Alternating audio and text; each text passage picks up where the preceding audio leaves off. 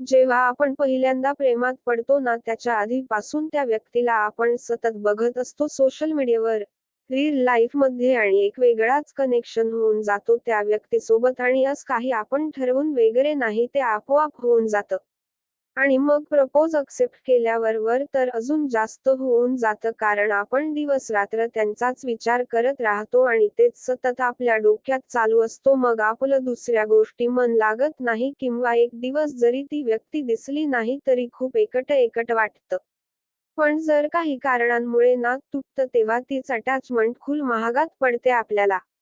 कारण आपल्या मेंदूला पण त्या गोष्टीची सवय होऊन गेलेली असते आणि नंतर जेव्हा आपण वेगळा विचार करायला जातो तेव्हा मेंदू ते एक्सेप्ट नाही करत आणि मग आपल्याला त्रास व्हायला सुरुवात होते. मग त्याला आपण आठवणी असं नाव देतो.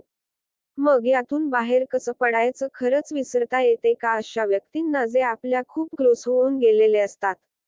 ठीक आहे, असं झालं आहे, पण तुम्ही किती प्रयत्न करताय ते पण महत्त्वाचं आहे, कारण जर तुम्ही आशेचा बसून राहिलात आणि जर बोलाल की नाही विसरता तर नाही होणार.